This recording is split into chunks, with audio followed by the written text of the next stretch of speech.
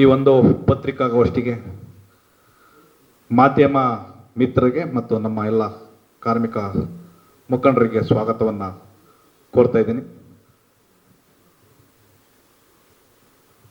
ಏನಿವತ್ತು ನಾವು ಈ ಪತ್ರಿಕಾಗೋಷ್ಠಿಯನ್ನು ಕರೆದಿರೋ ಉದ್ದೇಶ, ನನ್ನ ಹೆಸರು ಅಶ್ವಥ್ ಟಿ ಮರಿಗೌಡರು ಅಂತೇಳಿ, ನೆರವು ಕಟ್ಟಡ ಮತ್ತು ಅಸಂಘಟಿತ ಕಾರ್ಮಿಕರ ಸಂಘದ ರಾಜ್ಯಾಧ್ಯಕ್ಷ. ಇವತ್ತು ರಾಜ್ಯದಲ್ಲಿ ಕಾರ್ಮಿಕ ಇಲಾಖೆಯಲ್ಲಿ ಎಷ್ಟು ಅವ್ಯವಹಾರ ಹಗರಣಗಳು ನಡೀತಾ ಇದೆ ಅಂತೇಳಿ ಈಗಾಗಲೇ ಕೆಲವು ಮಾಧ್ಯಮಗಳಲ್ಲಿ, ಪತ್ರಿಕೆಯಲ್ಲಿ ಪ್ರಕಟಣೆಯಾಗಿದೆ. ಕೆಲವು ಮಾಧ್ಯಮ ದೃಶ್ಯಗಳನ್ನು ಕೂಡ ತಾವೆಲ್ಲರೂ ಗಮನಿಸಿರ್ತೀರ.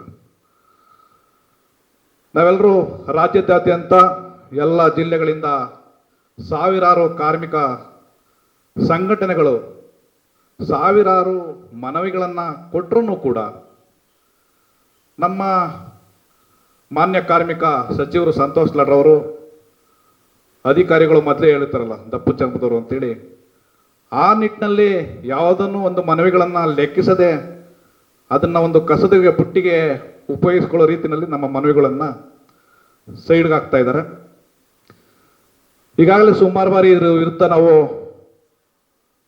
ಸ್ವತಂತ್ರ ಉದ್ಯಾನವನದಲ್ಲಿ ಕೂಡ ಕೆಲವು ಸಂಘಟನೆಗಳು ಎಲ್ಲರೂ ಸೇರಿ ವಿವಿಧ ರೀತಿಯಲ್ಲಿ, ವಿಭಿನ್ನ ರೀತಿಯಲ್ಲಿ ನಾವು ಶಾಂತಿಯುತವಾಗಿ ಹೋರಾಟಗಳನ್ನು ಕೂಡ ಮಾಡಿದ್ದೀವಿ. ಆದರೂ ಕೂಡ ಅವರು ಇದನ್ನು ಲೆಕ್ಕಿಸ್ತಾ ಇಲ್ಲ. ಈಗಾಗಲೇ ನಮ್ಮ ಕುಮಾರಣ್ಣವ್ರು ಹೇಳಿದ್ರು, 800 ಕೋಟಿ ಹಗರಣ ನಮ್ಮ ಇಲಾಖೆಯಲ್ಲಿ ಈ ಒಂದು ವರ್ಷಕ್ಕೆ. ಇದು ಶೈಕ್ಷಣಿಕ ಸಹಾಯಧನಕ್ಕೆ ಹಣ ಬಿಡುಗಡೆಯಾಗಿಲ್ಲ. ಸುಮಾರು 2-3 ವರ್ಷಗಳಿಂದ ಅದು ಅರ್ಜಿಗಳು ವಿಲೇವಾರಿ ಆಗ್ತಾ ಇಲ್ಲ. ಹೆರಿಗೆ ಸಹಾಯಧನ ಆಗ್ಬೋದು, ಮದುವೆ ಸಹಾಯಧನ ಆಗ್ಬೋದು ಅಂತೇಳಿ ಮನವಿಗಳನ್ನು ಕೊಟ್ಟರು ಕೂಡ ಆ ಒಂದು ಮೂಲಭೂತ ಯೋಜನೆಗಳಿಗೆ ಒತ್ತು ಕೊಡದೇನೆ ಅನಾವಶ್ಯಕ ಯೋಜನೆಗಳು ಯಾವುದನ್ನ ಸ್ಕ್ಯಾಮ್ ಮಾಡ್ಬೋದು ಆ ರೀತಿ ಒಂದು ಸ್ಕೀಮ್ಗಳನ್ನು ತರ್ತಾ ಇದ್ದಾರೆ ನಮ್ಮ ಮಾನ್ಯ ಕಾರ್ಮಿಕ ಸಚಿವರು, ಕಾರ್ಮಿಕ ಇಲಾಖೆ ಅಧಿಕಾರಿಗಳನ್ನು ಒಳಗೊಂಡಂತೆ. ಈ ನಿಟ್ಟಿನಲ್ಲಿ ನಾವು ಕೇಳೋದು ಅವ್ರಿಗೆ ಈ ಮಾಧ್ಯಮದ ಮೂಲಕ, ಪ್ರಥಮವಾಗಿ ನಮ್ಮೆಲ್ಲ ಕಾರ್ಮಿಕರಿಗೂ ಅವಶ್ಯಕತೆ ಇರತಕ್ಕಂಥದ್ದು ಶಿಕ್ಷಣ, ಆರೋಗ್ಯ ಮತ್ತು ಕಾರ್ಮಿಕರ ಜೀವನ ಭದ್ರತೆಗೋಸ್ಕರ ಕೆಲವೊಂದಷ್ಟು ಯೋಜನೆಗಳು ವೈದ್ಯಕೀಯವಾಗಿ ಪಿಂಚಣಿಯಾಗಿ ಬೇಕಾಗಿದೆ ಅಂತೇಳಿ ನಾವೆಲ್ಲ ಮನವಿಗಳನ್ನು ಕೊಟ್ಟಿದ್ದೀವಿ. ಆದರೆ ಈ ಯೋಜನೆಗಳಿಗೆ ಯಾವುದೂ ಒತ್ತು ಕೊಡದೇನೆ ಟೂಲ್ಸ್ ಕಿಟ್ ಅಂತೆ, ಸ್ಟೂಡೆಂಟ್ ಕಿಟ್ ಅಂತೆ, ಈ ರೀತಿ ಮೊನ್ನೆ ಒಂದು ಗುಜರಿ ಅಂಗಡಿಯಲ್ಲಿ 220 kg ಪುಸ್ತಕಗಳು ಮೂಟೆಗಟ್ಟಲೆ, ಸುಮಾರು 10-15ರಿಂದ ಮೂಟೆಗಟ್ಟಲೆ ಗುಜರಿ ಅಂಗಡಿಯಲ್ಲಿ ಕೆಜಿಗೆ 70 ರೂಪಾಯಿನಂತೆ ನಮ್ಮ ಕಾರ್ಮಿಕರ ಬೆವರಿನ ಹನಿಯಿಂದ ಸೆಸ್ಸನ್ನು ಕಲೆಕ್ಟ್ ಮಾಡಿ, ಈ ಸೆಸ್ನಿಂದ ನಮ್ಮ ಕಾರ್ಮಿಕರಿಗೆ ಯಾವುದೇ ಯೋಜನೆಗಳನ್ನು ತರ್ತಾ ಇದ್ದಾರೆ ಹೊರತು ಕಟ್ಟಡ ಕಾರ್ಮಿಕರು ಮತ್ತು ಇತರೆ ನಿರ್ಮಾಣ ಕಾರ್ಮಿಕರಿಗೆ ಯಾವುದೇ ಸರ್ಕಾರದಿಂದ ಹಣವನ್ನು ಅದಕ್ಕೆ ತುಂಬ್ತಾ ಇಲ್ಲ. ಅಂತ ಒಂದು ಹಣವನ್ನು ಒಂದು ಗುಜರಿ ಅಂಗಡಿಯಲ್ಲಿ ಪೋಲ್ ಆಗ್ತಾ ಇದೆ. ಒಂದು ಮಕ್ಕಳ ಭವಿಷ್ಯಕ್ಕೋಸ್ಕರ, ಮಕ್ಕಳ ವಿದ್ಯಾಭ್ಯಾಸಕ್ಕೋಸ್ಕರ ಬೇಕಾಗಿರ್ತಕ್ಕಂತಹ ಪುಸ್ತಕಗಳು ಗುಜರಿ ಅಂಗಡಿಯಲ್ಲಿ ಕೆಜಿ ಗಟ್ಟಲೆ ಸೇಲ್ ಮಾಡ್ತಾ ಇದ್ದಾರೆ. ಅಂದರೆ ಒಂದು ಕಾಳಸಂತೆಯಲ್ಲಿ ಮಾರಾಟ ಅಂತ ಏನು ಮಾರ್ತಾರೆ, ಆ ರೀತಿ ಮಾರಾಟವನ್ನು ಮಾಡ್ತಾ ಇದ್ದಾರೆ. ಅಂದರೆ ಎಷ್ಟರ ಮಟ್ಟಿಗೆ ಅವ್ಯವಹಾರ ಆಗ್ತಾ ಇರ್ಬೋದು. ಈ ಒಂದು ವಿಚಾರವಾಗಿ ನಾವು ರಾಜಗೋಪಾಲ್ ನಗರದಲ್ಲಿ ಪೊಲೀಸ್ ಠಾಣೆಯಲ್ಲಿ ದೂರನ್ನ ಕೊಟ್ರೆ, ನಮ್ಮ ದೂರನ್ನ ಪರಿಗಣಿಸದೆ ನಾವು ಸುಮಾರು ರಾತ್ರಿ 7 ಗಂಟೆಯಿಂದ ಬೆಳಗಿನ ಜಾವ 4 ಗಂಟೆವರೆಗೂ ಪೊಲೀಸ್ ಠಾಣೆ ಹತ್ರ ಕಾದು ಸುಮಾರು ಸಂಘಟನೆಗಾರರೆಲ್ಲ ಸೇರಿ ಈ ದೂರು FIR ಆಗಬೇಕು ಅಂತ ಅಡ್ಡ ಹಿಡಿದಿದ್ದಕ್ಕೆ ನಮ್ಮ ದೂರಿಗೆ ಒಂದು ಪರಿಗಣನೆಯನ್ನು ತೆಗೆದುಕೊಳ್ಳದೇನೆ ಸಚಿವ ಸಂತೋಷ್ ಲಾಡ್ರವರು ಕಾರ್ಮಿಕ ಅಧಿಕಾರಿಗಳನ್ನ ಠಾಣೆಗೆ ಕಳುಹಿಸಿ ಆ ಒಂದು ಕಾರ್ಮಿಕ ಇಲಾಖೆ ವತಿಯಿಂದ ಒಂದು FIR ಅನ್ನ ಮಾಡಿಸುವಂತ ಕೆಲಸ ಮಾಡ್ತಾರೆ. ಅದು ಕೇವಲ ಒಂದು ಸ್ಕ್ರಾಪ್ ಅಂಗಡಿ ಮೇಲೆ FIR ಮಾಡಿದ್ದಾರೆ. ಎಷ್ಟು ದುರದೃಷ್ಟಕರ ಇದು. ಇದರಿಂದ ಯಾರ್ಯಾರು ಇದ್ದಾರೆ ಅವ್ರು ತಲೆದಂಡ ಆಗಬೇಕು. ಇದರಿಂದ ಎಷ್ಟು ಜನ ಅಧಿಕಾರಿಗಳಿದ್ದಾರೆ, ಸಚಿವರ ತಲೆದಂಡಗಳಾಗಬೇಕು, ಕಾರ್ಯದರ್ಶಿಗಳ ತಲೆದಂಡ ಆಗಬೇಕು. ಇದು ಎಲ್ಲಿಂದ ಬಂತು? ಒಂದು ದುರುಪಯೋಗ, ಮಿಸ್ಯೂಸ್ ಆಗಿರ್ತಕ್ಕಂತಹ ಒಂದು ಸೆಕ್ಷನ್ ಹಾಕೋದಿಕ್ಕೆ 420 ಕಳ್ತನದ ಕೇಸ್ ಹಾಕಿದ್ದಾರೆ ಆತನ ಮೇಲೆ, ಅದು ಒಪ್ಪನ ಮೇಲೆ. ಇವರೆಲ್ಲ ಒಂದು ತಪ್ಪಿಸ್ಕೊಳ್ಳುವಂತ ಕೆಲಸವನ್ನ ಮಾಡ್ತಾ ಇದ್ದಾರೆ. ಟೂಲ್ಸ್ ಕಿಟ್ ಎಲ್ಲ ಗೊತ್ತಿರ್ಬೇಕು ನಿಮ್ಗೆ, ಕಳಪೆ ಟೂಲ್ಸ್ ಕಿಟ್ಗಳನ್ನ ಕೊಡ್ತಾ ಇದ್ದಾರೆ.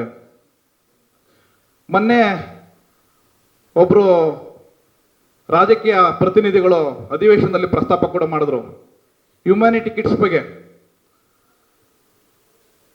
ಹೊರಗಡೆ ಇದು ಅಂಗಡಿಯಲ್ಲಿ 600 ರೂಪಾಯಿಗೆ ರಿಯಾಯಿತಿ ಬೆಲೆ, ರಿಟೇಲ್ಸ್ ಬೆಲೆ 600 ರೂಪಾಯಿ ಇದೆ.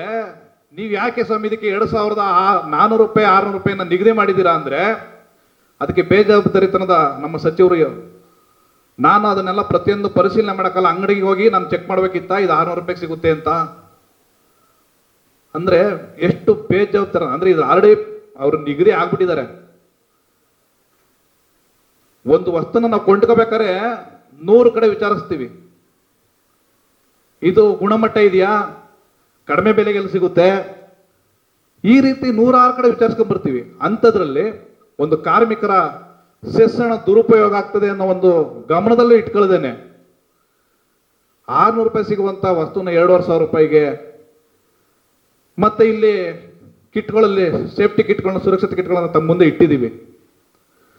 ಅದು ಗರಿಷ್ಠ ಒಂದು 500 ರೂಪಾಯಿ 600 ರೂಪಾಯಿಗೆ ಸಿಗ್ಬೋದು, ಅದು ಕೂಡ 2500. ಅಂದ್ರೆ ಒಂದಕ್ಕಿಂತ 5ಕ್ಕಿಂತ ಹೆಚ್ಚು, ಒಂದಕ್ಕೆ 5ರಷ್ಟು ಹೆಚ್ಚು ಬೆಲೆಯನ್ನ, 6ರಷ್ಟು ಹೆಚ್ಚು ಬೆಲೆಯನ್ನ ಕೊಟ್ಟು ನಮ್ಮ ಕಾರ್ಮಿಕರ ಮಂಡಳಿಯಲ್ಲಿ ಇರ್ತಕ್ಕಂಥ ನಿಧಿಯನ್ನ ಪೋಲ್ ಮಾಡ್ತಾ ಇದ್ದಾರೆ. ಹಾಗಾಗಿ ಈ ಮಾಧ್ಯಮದ ಮೂಲಕ ನಾನು ಮಾನ್ಯ ಕಾರ್ಮಿಕ ಸಚಿವರಿಗೆ ಹೇಳ್ತಾ ಇದ್ದೀವಿ, ಈಗಾಗಲೇ ಕಾರ್ಮಿಕರು ತಾಳ್ಮೆಯನ್ನ ಕಳ್ಕೊಂಡಿದ್ದೀವಿ, ತಾಳ್ಮೆಯನ್ನ ಪರೀಕ್ಷೆ ಮಾಡೋದಕ್ಕೆ ಹೋಗ್ಬಿಡಿ. ಈಗಾಗಲೇ ಬುಗ್ಲೆದ್ದಿದ್ದಾರೆ. ಜಿಲ್ಲೆಯಾದ್ಯಂತ ಪ್ರೆಸ್ ಮೀಟ್ಗಳು ನಡೀತಾ ಇದೆ, ಸಭೆಗಳು ನಡೀತಾ ಇದೆ. ಮೊನ್ನೆ ನಾವು ಆ ನೋಟ್ ಪುಸ್ತಕದ ಬಗ್ಗೆ ಕರ್ಮಕಾಂಡವನ್ನ ನಿಮ್ಗೆ ಮಾಧ್ಯಮಗಳಲ್ಲಿ ಬಿತ್ತರಿಸಿ ತೋರಿಸಿದ್ದಾರೆ.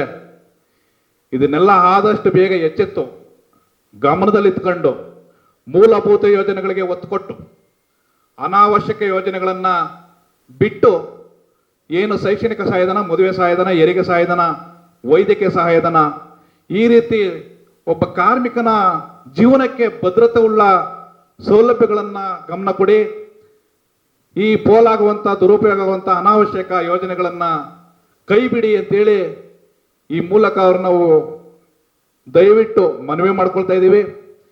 ತಾವು ಅತಿ ಶೀಘ್ರದಲ್ಲಿ ಇದನ್ನ ನೀವು ಬಿಟ್ಟಿಲ್ಲ ಅಂದ್ರೆ, ನೀವು ಇದೇ ತರ ತಮ್ಮ ಮೊಂಡತನವನ್ನ ಮುಂದುವರಿಸಿದ್ರೆ ಪ್ರತಿ ಜಿಲ್ಲೆಯಲ್ಲಿ ಕಾರ್ಮಿಕರು ತಾಳ್ಮೆಯನ್ನ ಕಳೆದುಕೊಂಡು ಆಕ್ರೋಶಕ್ಕೆ ಭುಗಿಲೆದಳ್ತಾರೆ ಅಂತೇಳಿ ಈ ಮೂಲಕ ಅವ್ರಿಗೆ ನಾನು ಮಾಹಿತಿಯನ್ನ ರವಾನೆ ಮಾಡ್ತಾ ಇದ್ದೀನಿ. ಇದಕ್ಕೆ ಸಂಬಂಧಪಟ್ಟಂತೆ ಇನ್ನೊಂದಷ್ಟು ಮಾಹಿತಿಯನ್ನು ನಮ್ಮ ಆತ್ಮೀಯ ಸ್ನೇಹಿತರು, ಅಧ್ಯಕ್ಷರು ರಮೇಶ್ ಅವರು ಕೊಡ್ತಾರೆ.